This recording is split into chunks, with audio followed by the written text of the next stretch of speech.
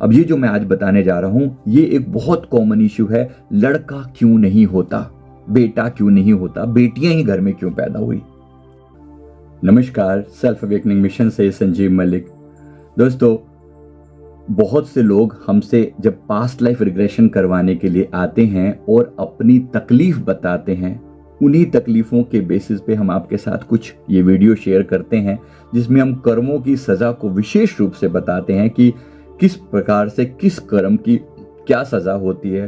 तो आपको भी अगर ऐसी कोई तकलीफ हो तो आप अपने ऑनलाइन PLR करवा सकते हैं, जिससे आपको अपनी समस्या का बेस तो पता चले कि कारण कहाँ से हुआ, कहाँ से समस्या पैदा हुई और उसका समाधान क्या है। अब ये जो मैं आज बताने जा रहा हूं, ये एक बहुत कॉमन इश्यू है। लड़का क्यों नहीं होता, बेटा क्यों नहीं होता, बेटियां ही घर में क्यों पैदा हुई।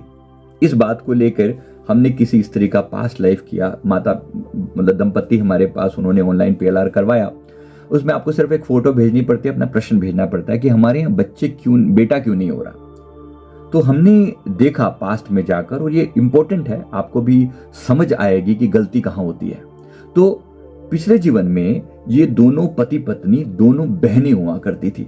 दे वर 2 सिस्टर्स, दोनों ही लेडीज थी, तो दोनों ही सिस्टर्स थी। सिस्टर्स के और एक और इनकी और बहन भी थी।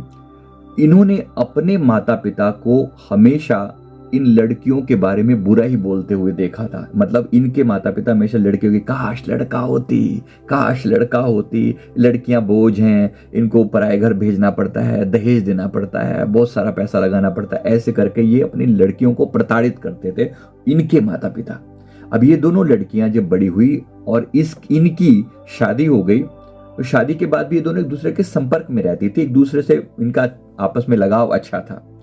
तो जब इस लड़की इसमें से एक प्रेग्नेंट हुई और उसका बेटा जो है वो उसका जो बच्चा होने वाला था, तब इन दोनों ने पहले पता लगवाया कि ये बच्चे, पहले तो बड़ा होता था ये जांच करने का प्रोसेस कि भाई बच्चा है गर्भ में, इस लड़का है कि लड़की है। तो पता लगा कि गर्भ में आने वाली जो है वो लड़की है। ये लोग पहले से ही आपस में, इनकी बहुत गंदी सलाह थी कि बेटियों को पैदा ही नहीं होने देना, हमें ही नहीं पैदा होना चाहिए था, अपने ऊपर ही डाउट था, लेकिन अब तो बेटियों को बिल्कुल पैदा ही नहीं होने देना। और इसके लिए इन्होंने बहुत बुरी तरह से आपस में प्लान किया हुआ था। तो दोनों बहनों ने मिलकर सलाह करी कि इस लड़के को, इस लड़की को पैदा नहीं होने देना। ऐसा करके इन्होंने अपने पति को, इनको मनवाया, इनके पति को, और इसको अबॉर्ट करवा दिया, मरवा दिया। और आपको पता होना चाहिए, गर्भ में एक बच्चे मतलब एक आत्मा को जो गर्भ में है, अभी अजन्मे बच्चे को मरवा देना इतना भयंकर पाप है, इतना भयंकर पाप है कि ब्रह्म हत्या का पाप लगता है ये। और इस बच्चे ने उस जीवन में जितने भी पाप झेलने थे, जितने भी इसने पहले कर्म किए हुए थे, जो भी इनको कष्ट झेलने थे, वो कष्ट उसके माता पिता को झेलने पड़ते हैं। जो उसको मरवाता है, जो मरवाने के लिए जो डिसीजन लेता है, उनको वो पाप झेलने पड़ते हैं। तो ब्रह्म हत्या बड़ा बड़ा भारी भरकम पाप है, बड़ा भारी भरकम। इसलिए प्लीज कभी भी किसी को गर्भपात करने के लिए बिल्कुल भी रिकमेंडेड नहीं होता, बिल्कुल भी नहीं। कोई मेडिकल कारण हो, कोई अन्य तकलीफ हो तो बात अलग है, लेकिन लड़के लड़की के चक्कर में मरवाना, ये कुदरत का दिया हुआ एक ब्लेसिंग है, उसे स्वीकार करो। बेटा है या बेटी है, परमात्मा ने बच्चे दिए, यही बहुत बड़ी बात है। जिनके नहीं है उनसे पूछ के देखो। तो इन दोनों ने मिलकर, इन दोनों बहनों ने आपस में सलाह करी और बाकियों को मना के उनको, और फिर उसको मरवा दिया।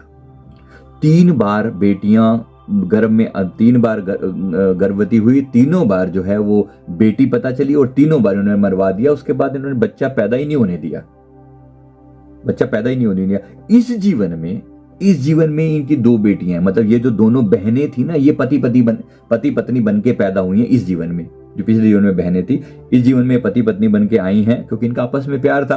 तो अब इनके घर में भी अब 2 बेटियां पैदा हुई हैं। बेटा क्यों नहीं होता, इसके लिए बार बार प्रयास कर रहे हैं। इस जीवन में भी इन दोनों की धारणा बेटियों के बारे में बहुत खराब थी। बेटियां तो होनी ही नहीं चाहिए, बेटियां तो होनी ही नहीं चाहिए, ये हमें बार बार बोले। आज भी इनके मन में बेटियों के प्रति बुरे भाव, क्योंकि वो संस्कार इतने गहरे चले जाते हैं ना, इतने गहरे क्योंकि जो बात इनके पिछले जन्म के माता पिता इन्हें बोलते थे, वो आज तक इनके दिमाग में है। कभी अवेकनिंग हुई नहीं, कभी ज्ञान हुआ ही नहीं, कभी समझ बढ़ी नहीं। सदा वही सोच में रह गए कि बेटियां बुरी, बेटियां बुरी, बेटियां बुरी, बेटियों के बारे में हमेशा गलत ही सोचते रहे, स्त्रियों के बारे में गलत ही सोच रखी। इस जीवन में भी 2 बेटियां ही मिली हैं। अब भी ये हमसे बार बार यही पूछ रहे थे कि बेटा कैसे हो, बेटा कैसे हो। इतना पैसा खिला दिया, किसी तंत्र मंत्र वाले को कुछ दे दिया पैसा खिलवा के भी ये बेटा होगा, इस बार श्योर बेटा होगा। हर तरीके से प्रयास किए लेकिन फिर बेटी हुई है। तो 2 बेटियां जैसे तैसे जन्मी है। अब ये फिर बेटे की तलाश में हमसे पूछ रही है कि बेटा होगा कि नहीं होगा। कभी नहीं होगा, कभी नहीं होगा, इनका बेटा कभी नहीं होगा। जब तक इनकी बुद्धि में ये समझ नहीं आएगी तब तक बेटा कभी नहीं होगा। इसलिए हाथ जोड़कर निवेदन है सभी से, प्लीज अपनी गलतियों के लिए माफी मांग लिया करो। पता नहीं कौन कौन से घनघोर पाप हो जाते हैं इंसान से। अब इन्होंने जानबूझ के मरवाया और पति ने साथ दिया। पिछले जीवन का जो पति था वो भी अभी जीवन में तो साथ नहीं है इनके, लेकिन किसी ना किसी रूप में अगर वो कहीं पे भी होगा तो उसको भी इस बात की सजा जरूर मिलेगी, क्योंकि वो भी फैसले में शामिल था, वो भी इस फैसले में शामिल था। कहने का अर्थ यह है कि कुछ भी गलत हो रहा है, आप कोई गधे थोड़ी हो, आपके पास बुद्धि नहीं है, आपके पास अकल नहीं है। सोच समझ के करो। कोई भी काम करने जा रहे हो सोच समझ के विचार करके करो, वरना एक एक बात की सजा है, एक एक बात का प्रावधान है। यहां पर आप उससे भाग नहीं सकते अपने कर्मों से। तो कर्मों के लिए माफी मांगा करो, गलतियों के लिए माफी मांगा करो और परमात्मा से प्रार्थना करो कि सद्बुद्धि दे ताकि हमारी आत्मा का कल्याण हो, हमारी अवेकनिंग हो। हमें समझ कहां से आए, ये बुद्धि कहां से आए, इसके लिए अवेकनिंग हो। अवेकनिंग का मतलब है सत्संग मिले, संतों का साथ मिले, गुरु की कृपा मिले, कुछ पुण्य करो तो जीवन संवरे। जैसा है जीवन को स्वीकार करो। बेटियां बुरी हैं क्या? लेकिन नहीं, स्वीकार ही नहीं है। तो इसलिए वो जीवन भर खुद भी दुखी रहते हैं और लोगों के बीच में भी दुख ही फैलाते हैं और फिर अंततः इनका खुद का परिणाम बहुत बुरा होता है। तो मैं उम्मीद करता हूं आपको मेरी बात समझ में आ गई होगी। वीडियो अच्छा लगे तो लाइक कीजिएगा, चैनल को सब्सक्राइब कीजिएगा। पूरा विस्तार से इसमें बुक में बताया हुआ है। बुक पढ़ने की इच्छा हो तो जरूर अमेजोन से मंगा सकते हैं। कर्मों की खेती संजीव मलिक ढूंढ के आप इसे मंगा सकते हैं। थैंक यू वेरी मच, बहुत बहुत शुक्रिया। Thank you.